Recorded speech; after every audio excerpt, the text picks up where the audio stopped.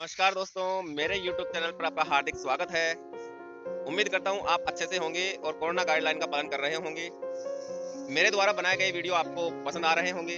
आप मेरे चैनल को सब्सक्राइब करें और पास में बेल आइकन को प्रेस करें ताकि मेरे वीडियो का नोटिफिकेशन सबसे पहले आप तक पहुंचे। और वीडियो को लाइक और शेयर करना ना भूलें। अगर किसी प्रकार कोई दिक्कत आती है टॉपिक पर तो आप कमेंट कर सकते हैं, मैं उचित जवाब देने की कोशिश करूंगा। तो चलिए वीडियो शुरू करते हैं।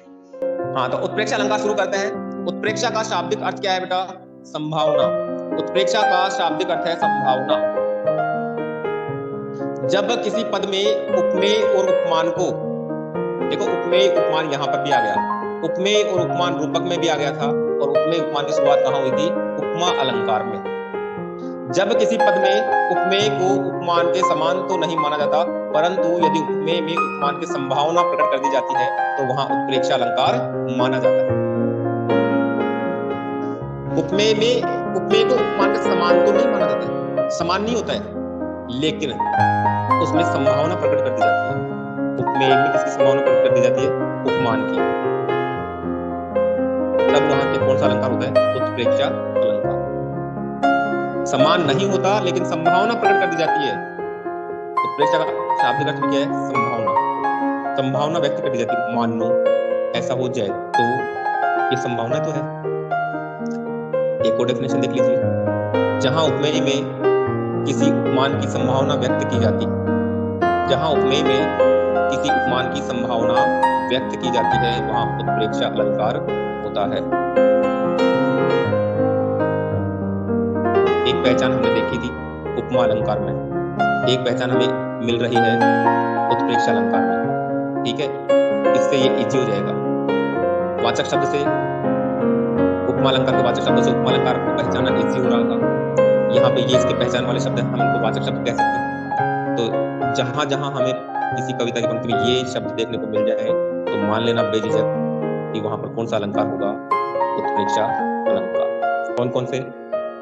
मनो मनु मानो मनहु जनो जनु जानो जनहु। मनो जनो, मनो मानो मनहु जनु जानो जनहु मनो जनो। अगर ये शब्द हमें दिख जाते हैं तो मान लेना वहां पे क्या होगा? उत्प्रेक्षा अलंकार। ये उत्प्रेक्षा अलंकार के क्या है? वाचक शब्द हम कह सकते हैं। उत्प्रेक्षा का शाब्दिक अर्थ है संभावना। जहां संभावना प्रकट की जाती है ना वहां पे होता है उत्प्रेक्षा अलंकार। जहां संभावना, उत्प्रेक्षा का अर्थ ही क्या हो गया? संभावना। जब किसी पद में उपमेय को उपमेय उपमान के समान तो नहीं माना। अब उपमेय और उपमान क्या होता है? उपमेय तो वो होता है जिसकी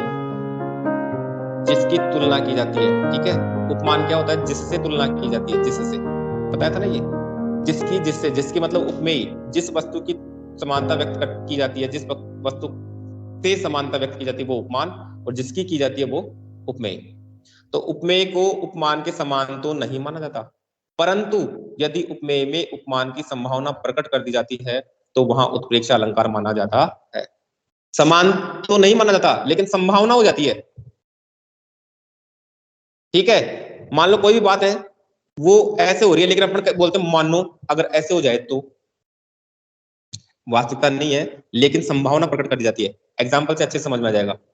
उपमेय में किसी उपमान की संभावना व्यक्त की जाती है तो वहां उत्प्रेक्षा अलंकार होता है।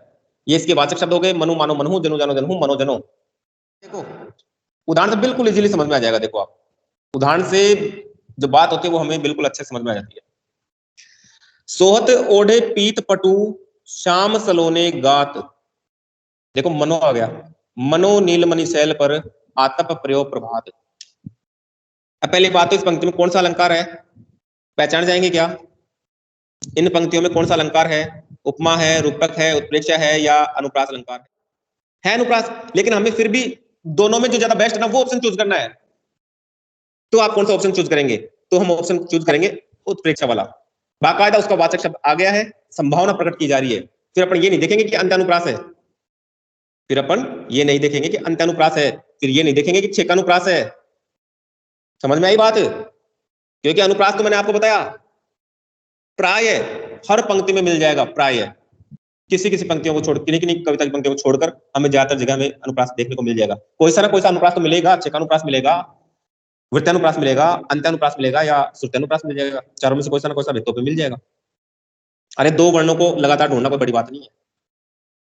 ठीक है, शुरू में नहीं तो अंत में मिल जाएगा, अंत में नहीं तो शुरू में मिल जाएगा, दो नहीं तो ज्यादा मिल जाएंगे, ज्यादा नहीं तो वो वाला श्रुति अनुप्रास वाला मिल जाएगा। एक ही उच्चारण स्थान से बोले जाने वाले वर्णों की अगर अधिकता है तो वो हो जाएगा, तो अनुप्रास तो हमें मिल जाएगा।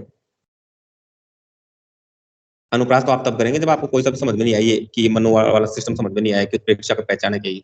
लेकिन हमें अनुप्रास और उत्प्रेक्षा में चूज करना होगा तो हम यहाँ पे चूज करेंगे उत्प्रेक्षा अलंकार। बाकायदा दिखा रखा है मनो, मनो मतलब मानो, मानो मतलब संभावना है नहीं, मान लो। क्या जा रहा है मानने में? इस पंक्ति का अर्थ देखिए, सोहत ओढ़े पीत पटु, पीत पटु मतलब पीले, पटु मतलब वस्त्र, ओढ़े हुए पीले वस्त्र ओढ़े हुए सोहत शोभायमान है, सुहा रहे हैं, अच्छे लग रहे हैं। कौन? श्याम, श्याम मतलब कृष्ण। सलोने सुंदर, गात शरीर, ये याद कर लो, गात, गात का मतलब होता है शरीर। सोहत ओढ़े पीत पटु श्याम सलोने गात, मनो नीलमणि शैल पर आत्म प्रयोग बात। कवि कहते हैं कि श्री कृष्ण अपने सुंदर शरीर पर, गात मतलब शरीर पर, पीले वस्त्र ओढ़े हुए इस प्रकार से शोभायमान हो रहे हैं, सुहा रहे हैं कि उन्हें देखकर ऐसा लगता है, मनो, मनो मतलब मानो, नीलमणि शैल पर, नीलमणि शैल मतलब पर्वत पर, कि मानो नीलमणि, नीलमणि एक पर्वत का नाम है जिसका रंग कैसा था? नीला, कि मानो नीलमणि पर्वत पर आतप, आतप मतलब सूर्य की किरणें, पर्यो पड़ती हैं, प्रभात, कि मानो नीलमणि पर्वत पर सुबह के सूर्य की किरणें पड़ रही हों। श्री कृष्ण सांवले रंग के हैं। आपने श्री कृष्ण की फोटो देखी होगी, नीले नीले रंग में इनकी फोटो दिखाई देती है, नीले कलर में, काले नहीं होते, नीले होते हैं। राम जी भी नीले नीले कलर की फोटो होती है बहुत ज्यादा, राम जी की भी, वो भी सांवले थे, राम जी भी, कृष्ण भी सांवले थे। तो वो नीले, अब नीले के ऊपर जब पीले कपड़े पहना हुआ व्यक्ति होता है ना, बड़ा शोभायमान प्रतीत होता है, बड़ा सुंदर प्रतीत होता है, बड़ा अच्छा लगता है, नीले पर पीला अच्छा लगता है, ऐसा कवि कह रहा है। अब उस स्थिति को देखकर कवि कह रहा है कि उसे देखकर ऐसा लगता है मानो कि नीलमणि पर्वत पर है ना, सुबह के प्रभात के समय की सूर्य की किरणें पड़ रही हो। पर्वत नीला और सूर्य की किरणें पीली। सुबह सूर्य की जो किरणें होती है ना, वो कैसी होती हैं? पीली पीली होती हैं क्या? बाद में जाके वो सफेद चमक वाली होती हैं। ठीक है, कब? दोपहर में। सुबह बिल्कुल जब उगता है तब तो बिल्कुल वो आसमान में लालिमा से छाती है, फिर लालिमा के बाद में जो किरणें हल्की हल्की दिखाई देती है वो पीली पीली किरणें होती है। ठीक है, तो वो बताया नीले के ऊपर पीला, बड़ा शोभायमान प्रतीत होता है। जिस प्रकार से नीलमणि पर्वत पर सुबह के सूर्य की पीली पीली किरणें पड़ती है, तो जिस प्रकार से वो चमकता है ना, वैसे ही श्री कृष्ण का सांवला शरीर है ना, सुंदर शरीर, वो पीले वस्त्र ओढ़े हुए क्या लग रहे हैं? सुहा रहे हैं, शोभायमान प्रतीत हो रहे हैं। अब ऐसा है नहीं, लेकिन संभावना प्रकट की जा रही है कि मानो ऐसा लग रहा है नीलमणि पर्वत पर सुबह के सूर्य की किरणें पड़ रही हैं। माना है तो जा रहा है श्री कृष्ण के शरीर पर पीले वस्त्र ओढ़े हुए, ये संभावना प्रकट की जा रही है कि उन्हें देखकर ऐसा लगता है मानो नीलमणि पर्वत पर सुबह के सूर्य की किरणें पड़ रही हों। अंबर में तारे मानो मोती अनगिनत हैं। अंबर में तारे, कवि कह रहा है कि अंबर में तारे है ना, वो ऐसे लग रहे हैं मानो, है नहीं लेकिन संभावना कर रहे हैं। अंबर में जो तारे हैं ना, मानो क्या लग रहे हैं? अनगिनत मोती हैं।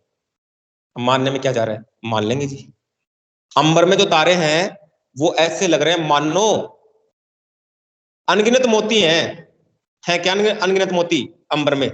नहीं, लेकिन मानने में क्या जा रहा है? माना जा रहा है, अर्थात संभावना प्रकट की जा रही है कि उन तारों की तरफ देखकर ऐसा लगता है मानो आसमान में असंख्य मोती हों, असंख्य तारे आसमान में असंख्य मोती के समान लग रहे हैं। तो मानना जाता है ना, जहां माना जाता है, संभावना प्रकट की जाती है, वहां पे उत्प्रेक्षा अलंकार होता है।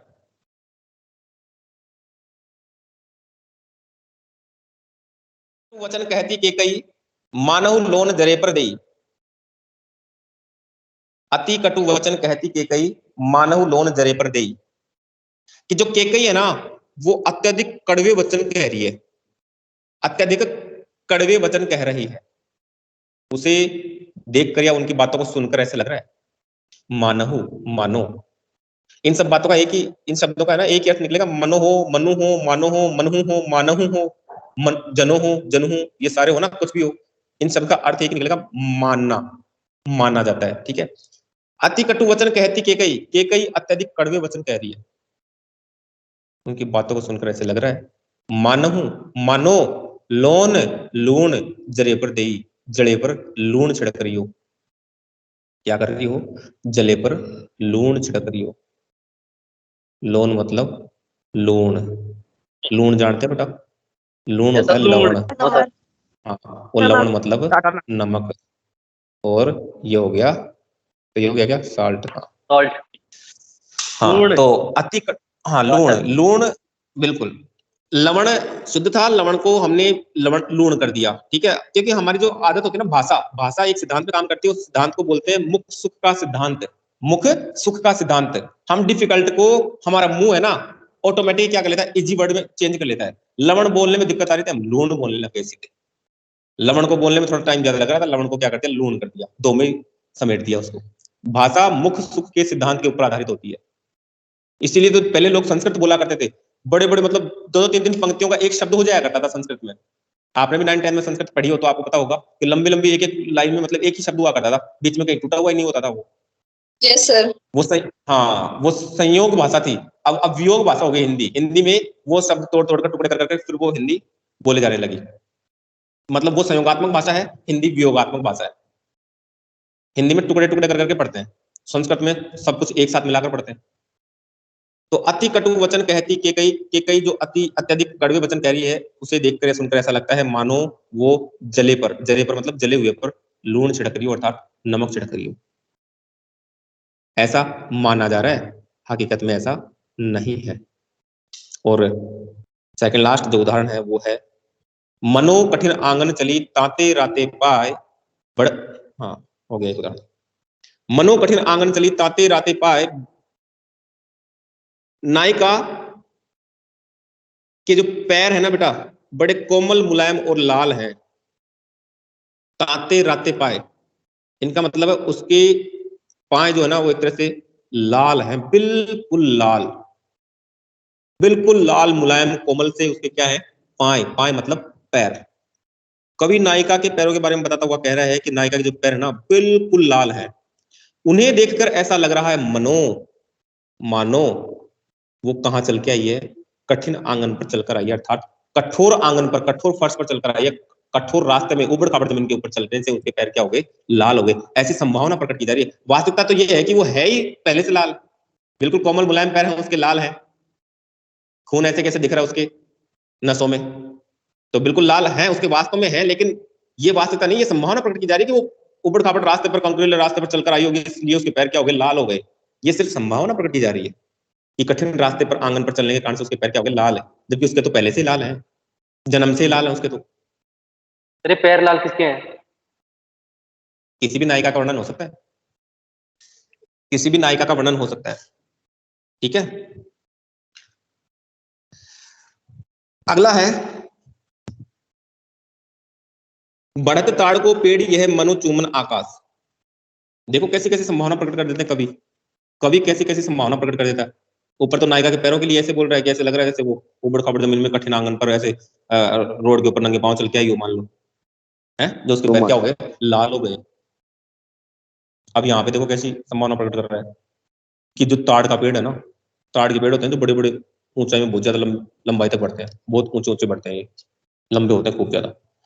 उस पेड़ की लंबाई को देखकर कह रहा है कि ताड़ का पेड़ ऐसे बढ़ रहा है, मानो क्या करना चाहता है? ये क्या करना चाहता है? आकाश को चूमना चाहता है। बताओ, क्या ताड़ का पेड़ आकाश को चूमने के लिए बढ़ रहा है? नहीं ना, संभावना प्रकट कर रहा है, संभावना प्रकट कर रहा है कवि।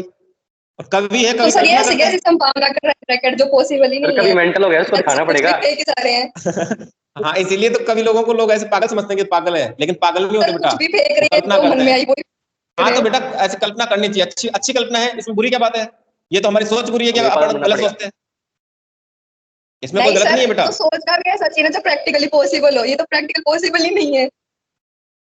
कवि है बेटा, वो बहुत दूर दूर की सोचता है। बोलते हैं ना, जहां ना पहुंचे रवि वहां पहुंचे कवि।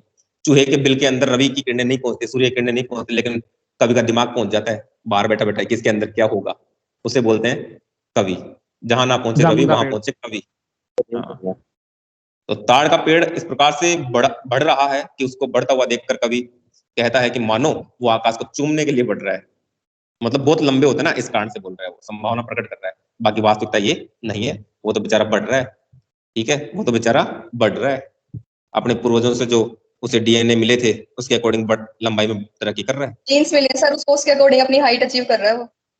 हाँ, हाइट अचीव कर रहा है। तो सभी विद्यार्थियों को सूचित किया जाता है कि हिंदी विषय में जो गृह कार्य दिया जा रहा है उसे साथ साथ करते जाएं।